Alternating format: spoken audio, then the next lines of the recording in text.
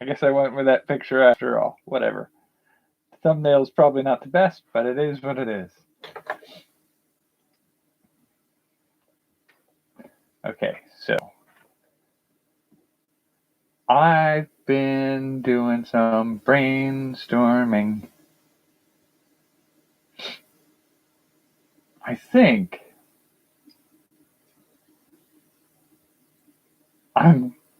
it's one of those, like, there's a little bit of an OCD component to some of the things I do.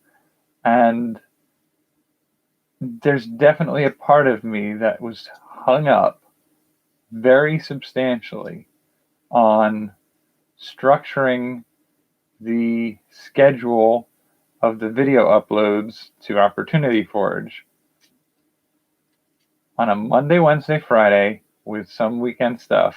Like, the idea of doing the Opportunity Forge channel where I would do a Monday, Wednesday, Friday, and then something on the weekends for the monthly projects. I kept bouncing my head off of that want to make an alliterative pattern where Monday would be either Money Mondays or Friday would be Financial Fridays. I'm like, I can't figure out which one to do. But the other one I have to do is the learning projects, or the skill learning projects. And what day do I put that on? Do I put it on the other one other than the financial one, the money and entrepreneurship one? And Wednesdays is the YouTube one, and then the weekends would be the monthly project ones. Well, we got it right in the name, monthly projects. 60 weeks of monthly projects. Monthly projects start with M. So put that on Monday, and then Financial Fridays. And that just means the skill learning ones are put on the weekends. S for Saturday, S for Sunday, S for skills. I think what I'm sort of trying to say on that one is I think I'm probably gonna just bite the bullet and go completely hog wild crazy because it's totally out of character for me, but schedule it so that Monday is the monthly projects, Wednesday is the YouTube channel. I still may rename that to Watching My Channel Grow or something like that, or something like that. I'll figure it out. But Fridays will be Financial Fridays. And then Saturday and Sunday will be serial skilling. Because that's sort of been a joke for a while for me, is being able to say, like, I'm a serial skiller. Because I serially acquire skills. And I figure that works. I can go with it. All that really means is, in the long run, the thing that I was, thinking ahead to was when I get to a point where I'm done with the YouTube channel one and I'm done with the monthly challenge updates, those would be dropped off. And that would be Monday and Wednesday dropping off. And when I replace them, I will replace one of them with starting an art career from 0 to 60. An art career in 0 to 60 weeks. And which one would that fit in? I don't know. Like, I'll figure it out Monday or Wednesday. We've got a year before I have to worry about making that change. It's a ways out. I don't have to spend the time worrying about it right now. For right now, for the next 60 weeks, the goal is to be doing monthly challenge Mondays starting on, and that's the other hurdle that I was running into, was if I used my structure of the Tuesday the 27th as the start date for the monthly challenge, that means it would be over on the 21st. But to make the monthly challenge Mondays instead of starting on a Tuesday,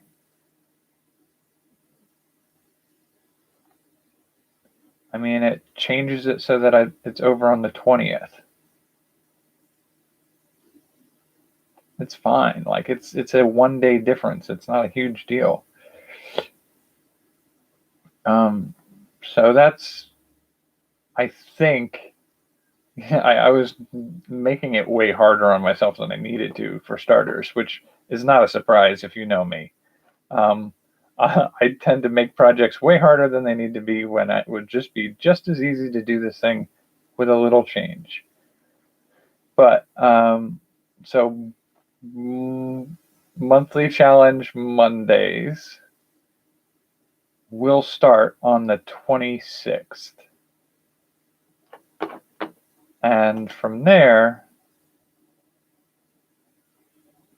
this week, what I'll be doing is technically today, my time, tomorrow, your time, as we roll around the clock here.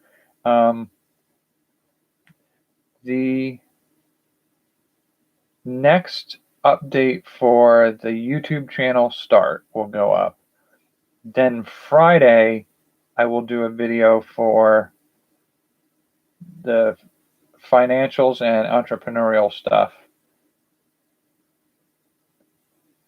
And then next week, I will probably, dare I be so ambitious as to start talking about skills learning this weekend, the 17th to the 18th. And then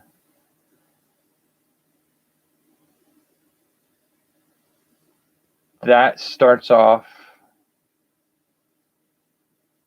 this coming week, where we'll have Monday and Tuesday with nothing. Wednesday will be another update for the YouTube channel. Friday will be financials. 24th and 25th will be the skill share, the skill acquisition project. And then the 26th will be the start of the monthly projects. I think that makes the most sense. But it also makes me acutely aware that, we'll have Wednesday, nothing on Thursday, Friday, Saturday, Sunday, Monday, then nothing on Tuesday, then Wednesday. So Wednesday's that odd one in the middle, and everything else can run together. Although, to be fair, I won't be doing an update for both Saturday and Sunday with the skills ones.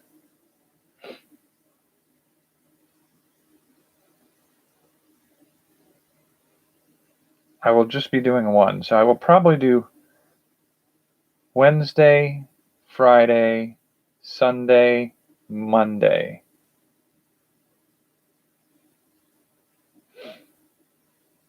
That seems like the most logical, because it splits off gives space between them and makes Sunday the start of a week. It just so happens that Sunday and Monday are right next to each other, because they're not 8 days in a week, to evenly split up the 4 projects that I'm doing on this channel that'll start. So that's really where I went with that today. I just feel like it's weird, and it's messing with my OCD a little bit, because again, it's not the ideal spread on the week. And the other part of that is I couldn't get anything up this Monday because I had to pull a surprise double shift again at this stupid job that I'm going to quit. And it's just like, they just keep pushing the buttons. And there's definitely been a temptation on my part on a few occasions where they they ask me if I'm going to be able to do something for them, and when I express less than enthusiasm for their idea, they come back with, well, we need you to do this so that, and it's like, so like, why did you even ask me? If you're going to just tell me, and then we'll just move on from there. But there's definitely a part of me that has gotten to the point where it's like, all right, well, if you have to have me do this thing for you, then I will do it. But that will be the day that I give my final note, my 2 weeks notice. Like, if you absolutely need me to finish this double shift today that's surprising me when I'm halfway through my shift, that you're going to have me stay for another shift after this, then okay. But this marks day 1 of 2 weeks notice. So that's sort of how I'm feeling about it now. But whether or not I ever make that hard stand, I will definitely be leaving. I'm sort of waiting to hear back from my manager, who was a friend, sort of friend, a coworker that I worked at a different job with years ago, and we both sort of ended up at this one. And she wasn't manager when I came on, but things fell apart enough that she was able to move up into that spot. And so she's out right now with a heart attack. And so she's out on medical leave for a little while. And I mean, I say a little while. My overall feeling is she's not coming back. She may partially recover and get better, but I don't think she's ever going to be better enough to come back and manage this store like that. She needs to consider just retiring. Go find another part-time job to do. Don't become a manager. Don't take on the stress load of managing a store. But, whatever the case may be, there's a part of me that's like, I can't just walk out on the store when she's not there. But I can't keep dealing with their bullshit. There is a definite cutoff point, and I don't know what's going to give first, but it's definitely coming up. I can't keep having them interfere with my ability to do anything else by randomly reassigning hours and shifts and changing everything around on a whim. Yeah, anyway, that aside, I will be potentially leaving the job. I'm going to see if maybe I can just start lining up something else to take its place, but I'm not sure. That sounds... I feel like I need just a couple weeks off, like a couple weeks vacation, and so I don't want to necessarily line anything up right away. We'll find out, I guess, how things go. The other project that I've been playing around with today,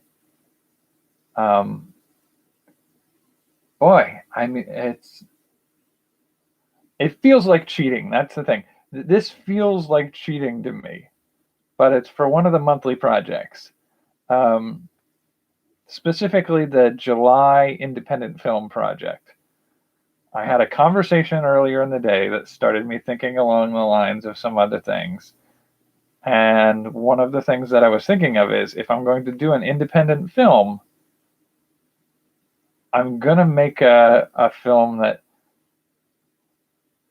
doesn't require a lot of resources, set building, or anything specific like that. So there's going to be some shots that I can shoot out in the real world. I'm going to probably be the only cast. So it's going to be me, like, trying to think of, like, what kind of movie can I make that is only me? I don't have to hire any other actors. And then, what can I do to limit the set? So basically me in public spaces, and like literally a room for a set. And so I'm just thinking about some of this stuff, and I've been having some like philosophical, deep thought things going through my head on the interim times between job and projects and stuff.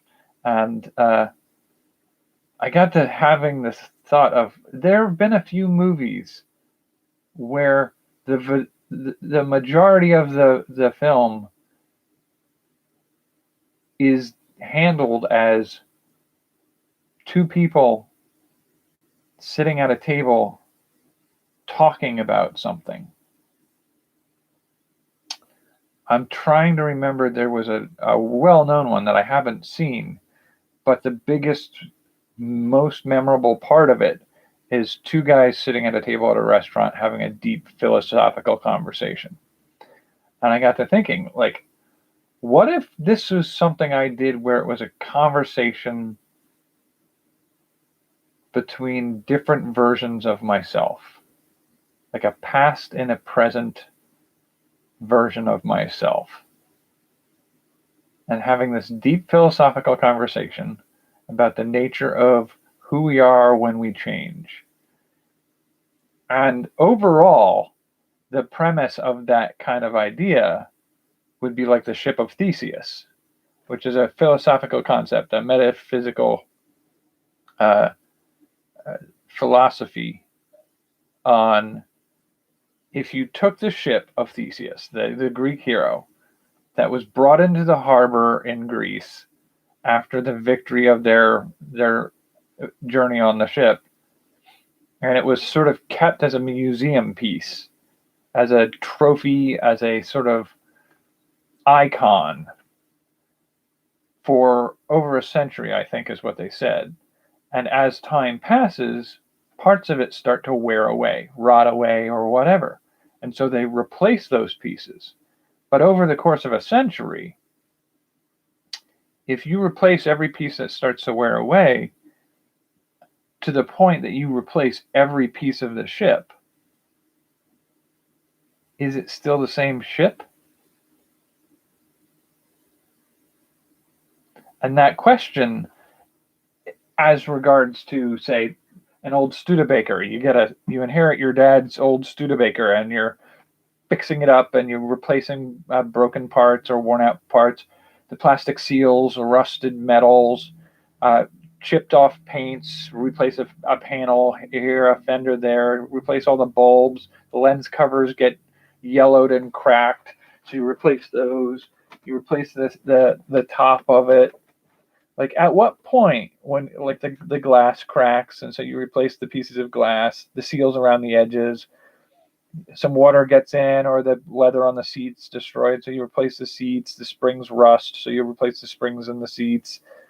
All those little parts, you take them all out, you put in a new one when one of them breaks. But it's always one little piece at a time. But at what point do you reach the point where it's no longer the same car? And so the question comes, how much can we change of ourselves before we're no longer ourselves?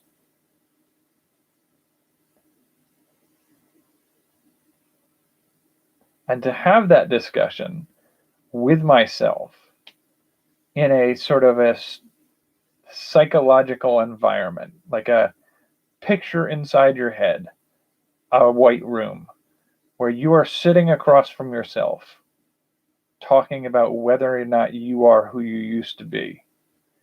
And, like, I could do that, but I'm also inclined to take a science fiction spin on it. And so I'm probably going to do some playing around with that. And so that was like, I have a 1-page outline of what I think I'm going to do with that story. I basically sat down a couple hours ago after brainstorming it all afternoon and going, I think that's actually pretty good.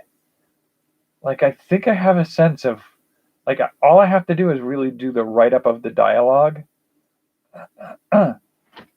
And some of the dialogue will introduce what I would call B-roll. which is, there might be a scene where you talk about, you remember that bookshelf full of books that you used to have, the ones that you loved as a child, but like you never reread because they don't have any hold for you now other than the nostalgia of how much you loved them as a child, kind of thing.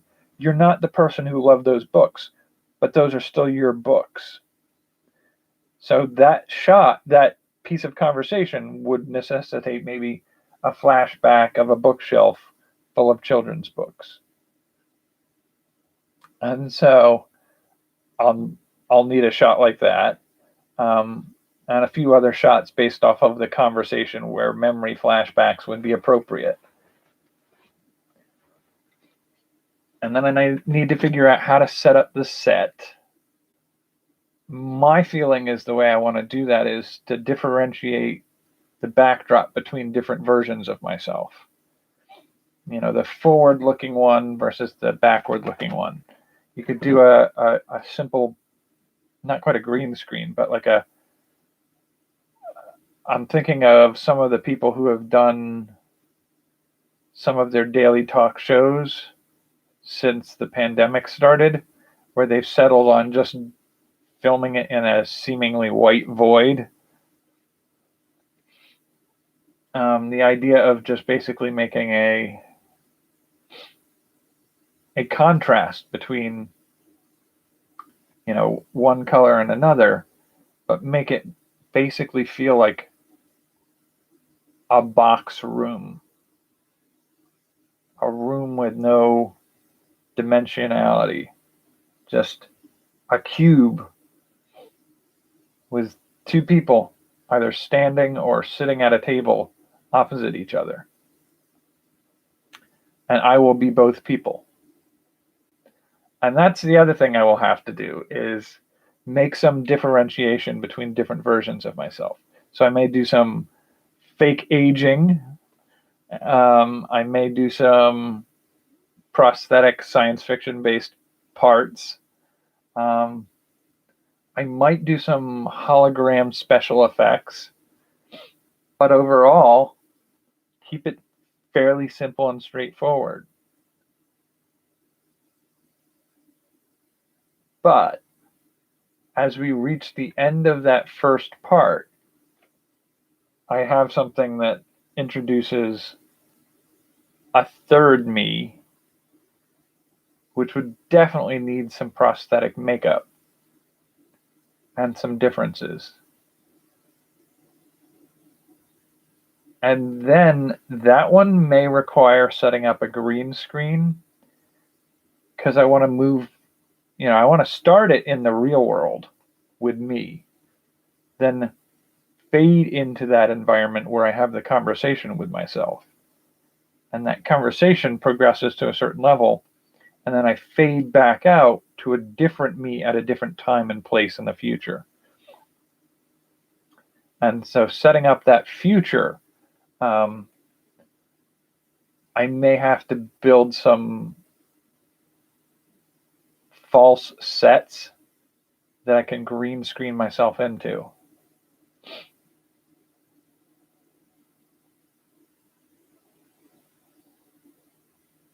And then what I'm hoping to do is do a end credits sequence where I can use some painted artwork as like still frames on which the credits would roll past, and then an end credits scene where I extend the narrative just a little bit further and get that last say in. I think I've got it worked out. But like I said, it feels a little bit like cheating because this is July's project. I'm already playing it, trying to figure it out. But it's independent film July. It's not script writing July. So I feel like it's not completely cheating, because I still have to make the movie in July. The script just happens to be something I can play with beforehand, or at least the outline of the script beforehand. But Yeah, it still feels a little bit like I'm getting ahead of myself on that one. Photography project to do, finish the comedy routine, which we'll get to in a second. And we've got the game jam in June. So game jam in June, photography book project, and comedy to go, even before we get to starting on an independent film in July. But I don't know. I mean, I guess it's not completely unpredictably, like shooting an independent film in July will be hard enough without making it so that I have to come up with the script in the same month that I do the rest of it.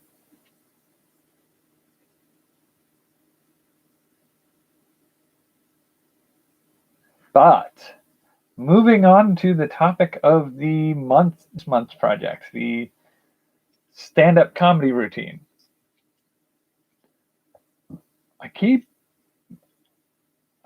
I'm still playing around with the idea of what I talked about last time we talked about doing this, with the idea of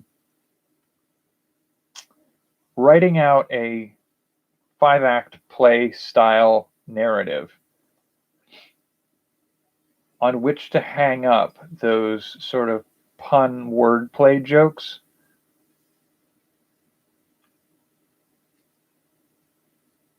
I've not given up on the idea of playing around with that, but I am also considering moving back into the style that I'm more used to doing. A little bit more of the improv style of humor, where instead of the intention of building this story, this narrative off of which to hang puns, I'm more inclined at this point to do a loose collection of related jokes that's a little bit more like the usual stand-up comedy. I just feel like the narrative structure idea is a good one, but it's one you're going to make little progress on gradually. It's like that's the kind of thing you build up over the course of a year of figuring out where you're going to go with this and take it. And you find the right narrative core, and then you build the right jokes off of it. That's a little bit different of a structure style, and I don't think it's suited to a 1-month challenge. Again, what do I know? I've never done a stand-up comedy routine before, but I just know from what I've been doing so far, the narrative 5-act play style script feels more forced and needs a lot more planning and scripting than just being a smartass, which I am by nature. So I feel like that's a different style I can try again at another time.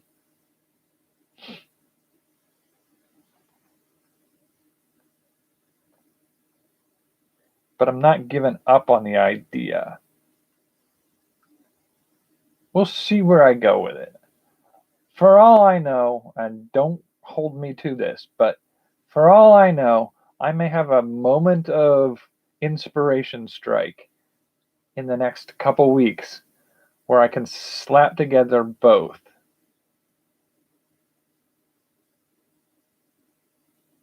But I'm not going to commit to doing that because that would kill me this month. I have so much else to take care of. I do not think I have the energy to commit to doing 2 types of comedy routine this year. But that's sort of the state of the projects as we stand right now.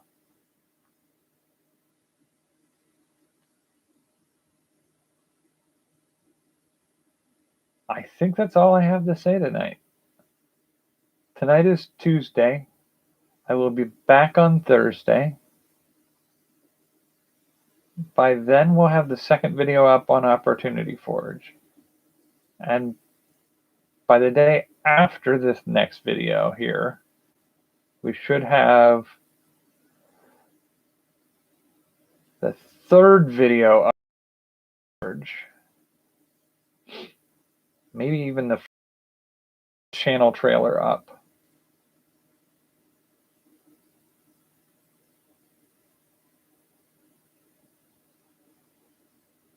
And then we should do some experimentation of some other things we can do.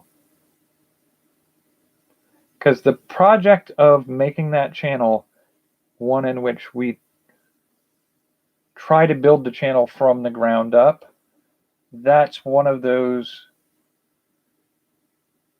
It's going to be a challenge to see what steps I can take to see if I can do something different with that channel than I do with this one or the other one. So I'm very curious to see, through some experimentation, what will make a difference there.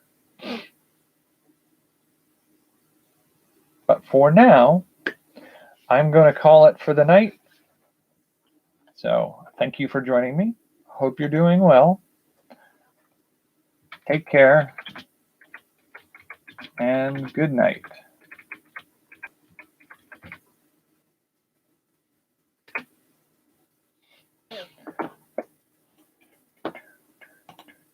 Everything worked right.